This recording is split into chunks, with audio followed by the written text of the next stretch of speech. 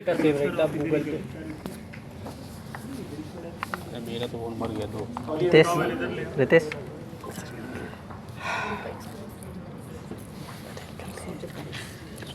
Matter है दिखे कैसे थोड़ा गोला बड़ा कर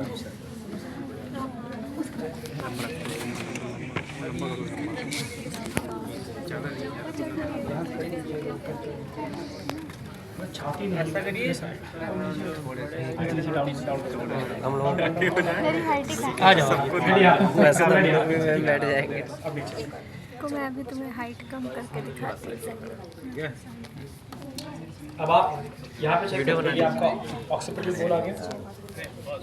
ये सेंटर में जो फर्स्ट डिप आता है वो आता है किसका? फर्स्ट डिप किसका आता है?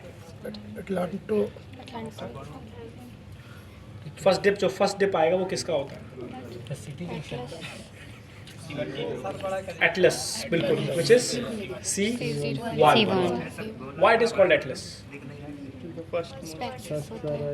तो पहली तो उंगली भी है, उसका भी तो फर्स्ट एटलस नाम रख देना चाहिए था।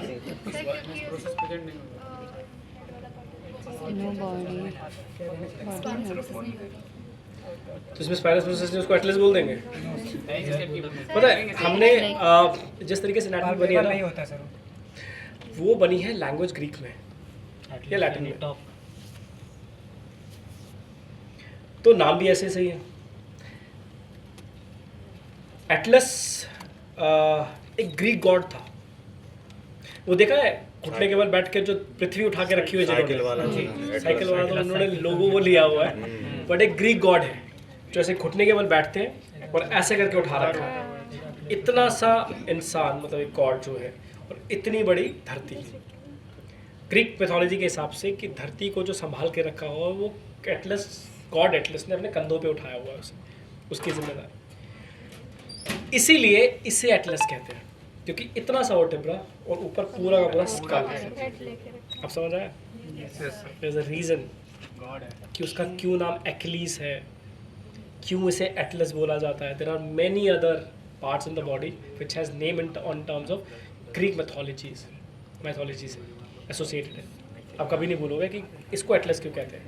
और दूसरा वाला एक्सेस है क्यों? क्योंकि उस पे ओडोंटॉइड प्रोसेस है। C2 भी तो बोल सकते थे, आसान था, क्यों इतना कॉम्प्लेक्स करना, बट दैट्स द रीजन कि वो इतना सा वर्टेब्रा है and the entire sub occipital, the entire skull is on top of it which is holding it. So C1 first dip, mastoid process के पास जब आप जाते हो तो you palpate what? Transverse process of C1 here, this one. Just next to it, यहाँ से जो हमने एज अ पैल्पेशन चेक भी किया था, एज अ ऑब्जर्वेशन चेक भी किया था, एग्जैक्टली यहाँ पे आता है आपका रेक्टस कैपिटस माइनर, जो फर्स्ट पे जाएगा, और दूसरा अटैच होता है C2 के। सो अगर हम सब ऑक्सीपिटल्स की इन जनरल बात करते हैं तो जो, and it's a safer technique to apply. Sir proper visible नहीं सबको, हाफ हाफ करके हो सकता है।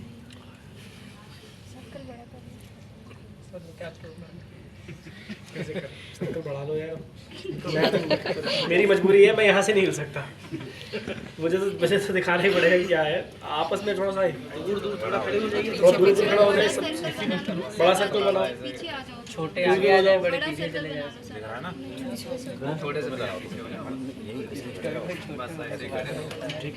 छोटे लोग आगे खड़े हो जाए, बड़े लोग पीछे, अपने आप जगह बन जाएगी। जैसे उल्टा हो गया।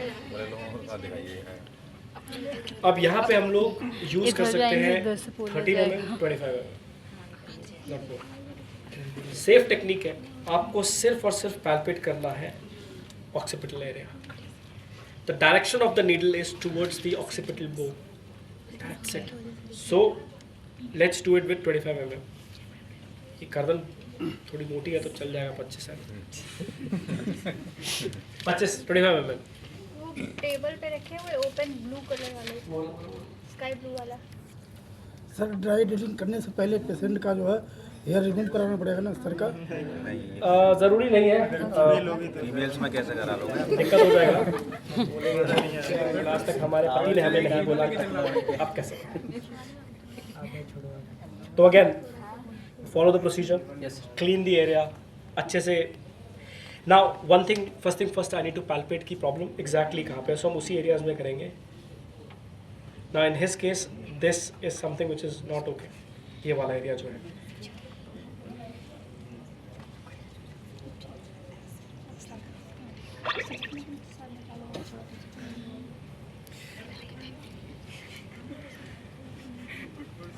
नाउ अगेन ये ट्रिगर पॉइंट है.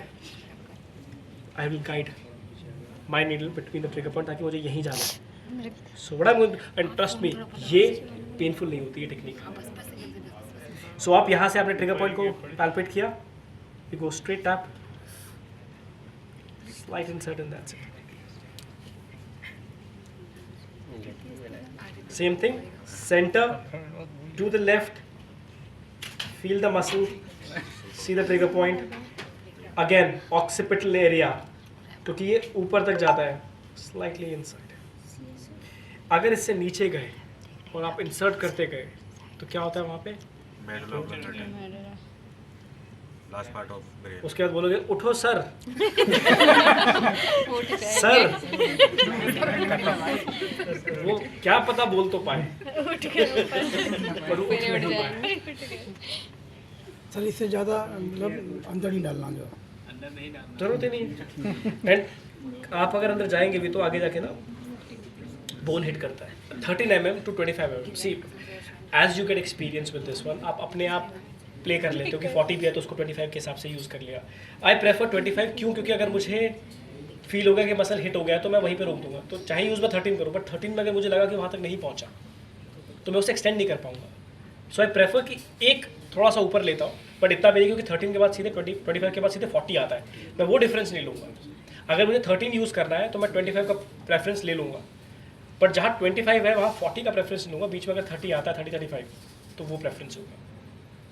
But this is all because कि कई बार आप जब सोचते हो, क्योंकि ऑब्वियसली इतना परफेक्शन नहीं आता कि यार कितना है, बट आप विद प्रैक्टिस आपको पता है कि सब ऑक्सीपिटल 25 पे इजीली हो जाता है. Sometimes the neck is thicker. कई बार मैं 40 भी यूज़ करता हूँ. People have like more you know thick neck और एडिपोज टिश्यू ज़्यादा होते हैं या फैट होता है, तो फैट रिमूव करके आप जब इंसर्ट करते हो तो आप 40 तक जा सकते हो, बट यूज़ 40 नहीं करना. That's you who need to decide कि इसको कितना जाना चाहिए. And same ways when you go for obliques, occipital area, but on the outer side here. So you palpate again towards the occipital bone. इसका direction नीचे या अंदर की तरफ नहीं रहेगा. The direction will be straight tap. Tap हमेशा straight रखना है. Towards, अब मैंने एंगल चेंज किया towards occipital bone. कितने एंगल लग जाएगा? Done. मैं टेस्ट नहीं किया कभी वैसे. 45 था. सॉरी, देखिए अगेन मैं बता रहा हूँ स्टैंडर्ड प्रोटोकॉल नहीं है. स्टैंडर्ड प्रोटोकॉल कुछ भी नहीं है. मुझे ये दिख रहा है कि अब जैसे मान लीजिए मैं यहाँ पे बोन पैल्पेट कर रहा हूँ और मुझे दिख रहा है बोन यहाँ से सीधी है तो मैं सीधा जाऊँगा. अब मैं यहाँ से डाल रहा हूँ और मुझे दिख रहा है कि बोन थोड़ा सा एंगुलेशन में है, उतना जजमेंट आपको आ जाता है और ज़्यादा कोई डीप है नहीं, तो आप उस हिसाब से जाइए. अब यही मैं अगर ऊपर से डालता तो मैं सीधा जाता. मुझे ऑक्सीपिटल की तरफ जाना है एंड दैट्स इट. मुझे वो बोन मिस नहीं करनी कि वो पता लगे यहाँ से मैं नीचे की तरफ स्लिप हो गया. तो इसीलिए मैं प्रेशर मेंटेन रखता हूँ कि वो जो एंगल है वो मेरा नीडल का उसी तरफ हो, जहाँ पे जा रहा है वो मेरे हाथ की तरफ डायरेक्शन में जाए ताकि बोन की तरफ. और इन केस बोन को हिट कर देते हो दैट्स सेफ, क्योंकि हम पेरियोस्टल पैकिंग तो एनीवे करते हैं. And most of the cases में आपका जो ये वाला एरिया होता है यहाँ पे, ये बहुत सेंसिटिव होता है. जिनका क्रॉनिक हेडेक्स, क्रॉनिक माइग्रेन के केसेस, स्लीप का प्रॉब्लम जिनको रहता है, या जिनका सर्वाइकल केस काफ़ी है, साइनस के केसेस में बहुत इफेक्टिव है. इसको अगर वर्क करोगे तो आप साइड मसल्स को यूज़ करते हो. अब यहाँ से मैंने यूज़ किया, ये फिंगर मुझे ट्रिगर पॉइंट बता रही है कहाँ पे है, पर ट्रिगर पॉइंट में फिंगर नहीं रख सकता, तो मैंने हल्का सा स्लिप किया. ये रहा ट्रिगर पॉइंट, यहाँ से मैंने उसको कवर किया. बाकी की फिंगर मुझे ये बता रही है ये बोन है नीचे, तो मैं वहीं जाऊँगा.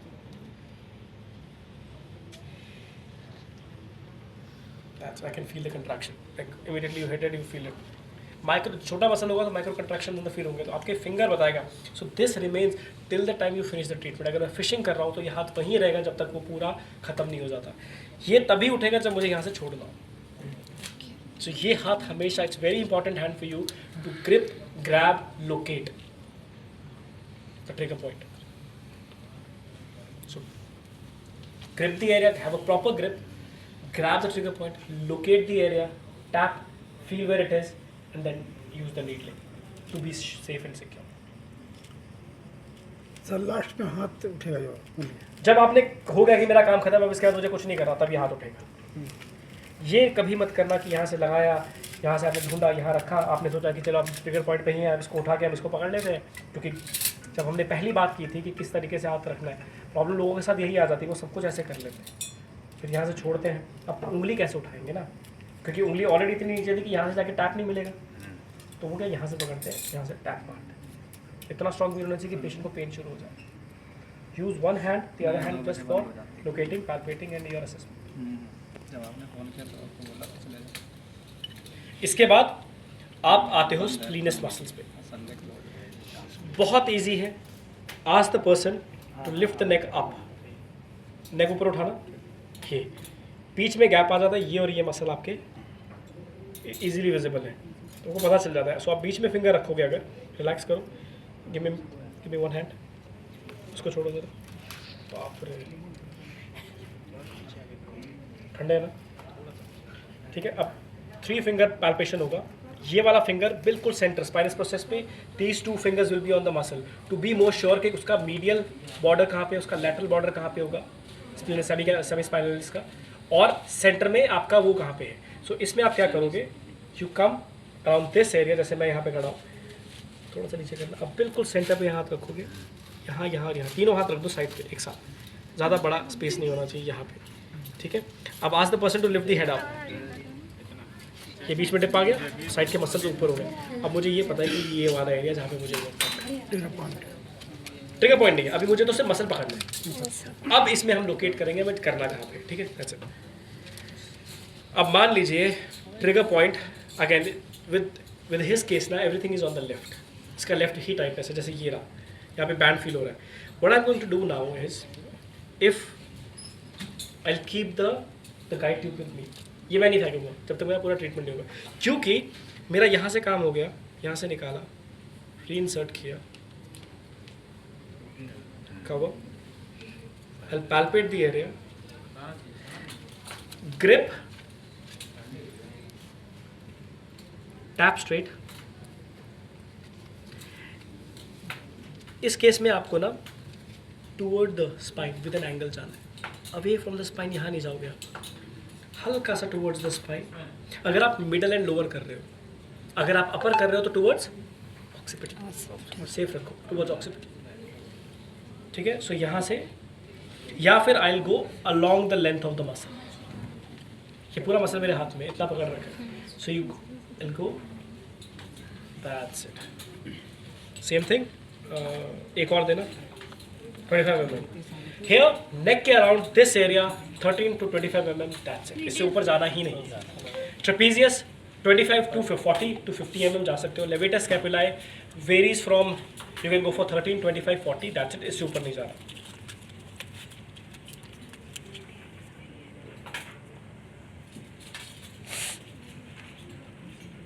लोअर, सेंटर, मसल का lateral border, middle border, straight tap down,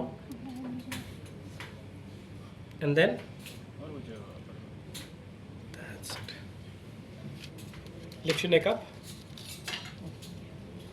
relax, lift your neck up, see the suboccipitals, when you are on the muscle, neat, खत्म, अपना उतना ही काम है, but it has to be precise, और सारा काम इस हाथ का है, इसका कोई काम नहीं। इस ये पकड़ा अच्छे से मसल, ये अगर इसने ट्रिगर पॉइंट अच्छे से होल्ड किया, you go, I can go for drawing, मतलब proper needles and fishing and all, but it becomes more sensitive for him, so you can go for it.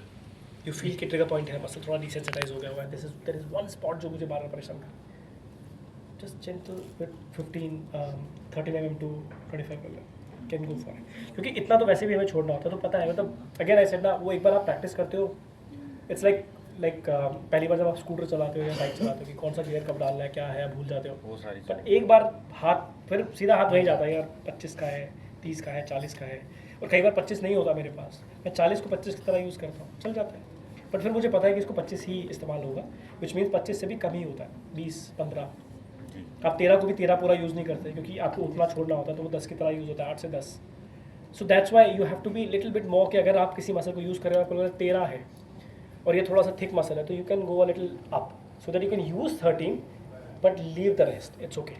13 he use करोगे, space ही 13 का था, उसमें से भी आपको 8 मिलेगा, फिर क्या होता है वो सुपरफिशियल नीडलिंग में ज़्यादा हो जाता है, मतलब वो ऊपर ऊपर ही रहेगा उस नीडल के कि ट्रिगर पॉइंट यहाँ था, आपने यूज़ किया, यहाँ तक रह गया, वो ट्रिगर पॉइंट मिस हो गया, तो वो ब्रेक नहीं हो पाता। And obviously when you are in the muscle, let's see कुछ कितना ज़्यादा किया हमने, कुछ भी नहीं, सीधा redness around the area, it's done already. इतना ही टाइम लगता है, you keep the muscle, leave it for 15-20 minutes, good results, बड़े अच्छे रिजल्ट्स आते हैं, मसल फील्स लाइटर। पहली बार थोड़ा सा आपके उस बॉडी को अडेप्ट करने में, कोई भी नई चीज़ अडेप्ट करने में टाइम लगता है, दैट्स वाई सबसे इंपॉर्टेंट फेज है education. You educate the patient well, उसको बताओ ये हो सकता है, ऐसा ऐसा है, ऐसा होता है, अपने एक्सपीरियंसेस बताओ, सर उसको किया था। I am not saying to lie to the patient, but थोड़ा उसको कॉन्फिडेंस में लेके आओ, उसको बताओ योर जेन्युइन फीडबैक्स कि सर उस पेशेंट को क्या था, उसको इतना आराम मिला है, डोंट वरी अबाउट इट, बहुत सेफ है। एंड यूर प्रैक्टिशनर्स है, प्रोफेशनल्स, तुम नहीं करोगे तो और कौन करेगा इसे। And this is different from acupuncture, absolutely different. ठीक है, अब इसे रिमूव करते हैं। सो अगेन रिमूव करते हुए भी मैं बस ऐसे स्किन, देखो जब ऐसे निकालोगे तो स्किन निकलने के, खिंचने के चांसेस होते हैं, so be just be a little gentle with.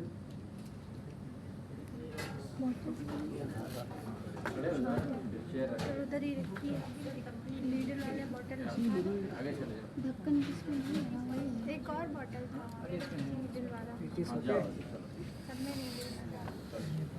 लंबे वाले पीछे हो जाओ, बड़े वाले छोटे लोग